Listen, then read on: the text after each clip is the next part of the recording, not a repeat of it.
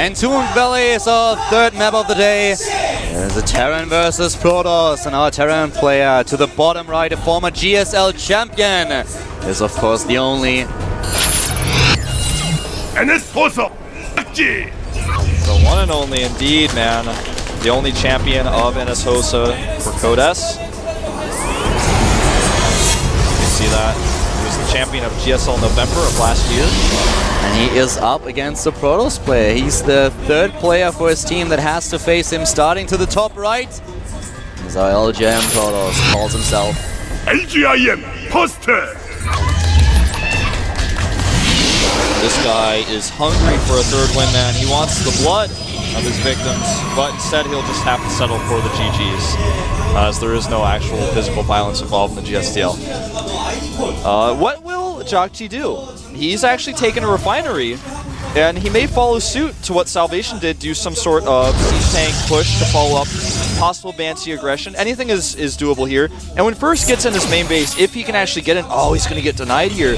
This is the worst situation as a Protoss, when you scout your opponent first, but you can't see what's inside, and you're like, it could be anything. Yeah, exactly. You have no scouting information whatsoever. You try to go in there, and the only thing that you see is that your opponent already walled off completely. So even though he was lucky with his scouting pattern and spotted his opponent's position at the first location that he went to with his probe, he's not able to get in there. He doesn't know if there's gas, he doesn't know if there's a gas that expands, so he has no clue what exactly is going on. He has to be prepared for everything. Yeah, he really does. We may see him do a similar build with the robotics off of one base as a result. This is a map that most players don't like to play like that on because you can get your naturals so easily, but we showed last game that First is totally comfortable with the idea of going for a fast robotics if he doesn't know what's going on. And right now, of course, for the LGIM Protoss, one of the good things about this map is that it's really easy to take your third base. That's what you want to do because you can just add so much additional attack in here. On the other hand, though, for the Terran player, it's a map where drop play is really great. That's one of the reasons why we see a lot of Protoss players position Stalkers between the two bases, and quite often the dropships can be taken down fairly easily, and then suddenly you will find yourself at a disadvantage if you're the Terran player. Yeah. So both of them have to be quite careful how they approach this map.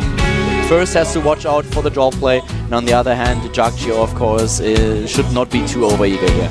Zealot pressure coming out for First is going to be shut down by good micro and this bunker, but pretty cool idea for him to try to catch those Marines, baiting them with the probe. I really like that.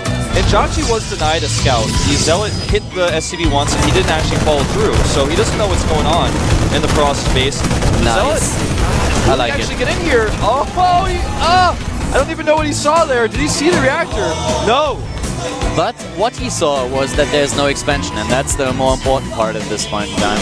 He knows that there's no command center, so the bunker that his opponent built is merely to sell him the idea of, hey, I'm going to expand, so you can play a little bit more greedy, you don't have to have your defenses up, and of course now that he first identified this threat, he's immediately going for 2 additional gateways. He's not starting with an early robotics here, and he will face a Hellion and Marauder push. This is one of the scariest pushes to face as a Protoss player. Jokji finally does get the information that he wants, which is in fact that there is a Nexus going down. Now, notice First has hold position units on his ramp. He knows the potential for Hellions is there, and he's going to prepare accordingly, getting his robotics out now as well. If he can get just one Immortal out, it's going to help him so much against this, but he'll likely go Observer first. And what's really cool for him is that he didn't get too many sentries in the early stages. You need a few units if you want to defend against this, so the later robotics definitely important here. If you're caught with too few units and your opponent moves in with the first 2 Hellions and has the first Marauders there as well, then you're suddenly in a spot where you might actually lose your Nexus just because you don't have the firepower to walk down your ramp. The Terran player will just fan out all his units in an arc in order to make sure that he has the better momentum, the better concave, but Jokji is actually pulling a lot of SCVs with this. He really wants to make this work. This is so dangerous, Wolf, especially with the units that Jokji already has. As I said before, the first few Marauders and Hellions, and here we go. Does First have enough units? That's the big question here right now. He's repairing a wall at the top of his ramp. Sentry goes down without a single spell cast. Oh, wow. And he's actually just going to try to brute force his way through with the Hellions. I don't know how much I like this. He needs the Marauder support. Now the Marauders come in. He's going to bunker here. That doesn't look good at all. He has to use the probes and he has to use them soon. But what can he do with all these Hellions in position? Oh, there's just way too many. Even against Stalkers, the splash damage just really adds up. The SCVs push the Stalkers back. The Hellions are now in the probe line.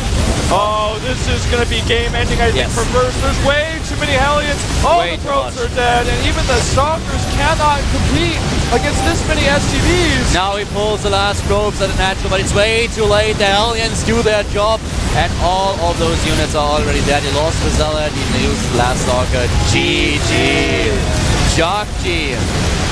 He takes the first win, the first point for his team. Looking really, really good there with that push. Even though first tried so many times to scout what he was doing, just was not able to get the correct information. And once he had an idea of what was coming, he still couldn't stop it because it was executed so well by Jockey. The micro on the Hellions was good, and he did not hesitate. I think that's the most important thing. At this point in time, you are basically screwed when you try to hold the expansion. You just don't have enough. And on a wide ramp like this, one sentry won't help you. Even with two sentries, it's pretty difficult. You need to retreat in your main base. You need the single ramps, then force field. Try to buy yourself some time and push out, but that was just nothing that he could do. It was too late already. The Hellions move up the big ramp, see the sentry, take it down in one shot, and then he doesn't have anything to actually hold the ramp, especially since the Marauders just arrived and had an easy... well, not really... There was nothing. There were like two Stalkers, and he warped in additional ones, but against the Marauders, there was just no way. So many Hellions. I mean, their splash damage just adds up. Yeah. You know, there's actually a map in the challenges of single player where you use Blink Stalkers against Hellions because Stalkers would counter to Hellions. But in this case, there were just too many Hellions. Didn't have the resources yet at his expansion to pay for the units he wanted to have to defend. Too much invested in an expansion he could not hold. Losing those units on the low ground, like you said, on a wide ramp, you cannot defend with sentries. Just spelled disaster for him. He saw it a little bit too late. I feel that he didn't really look at the minimap when the units first appeared on the screen, so he was a little bit too late with his reaction. His reaction couldn't save the sentry.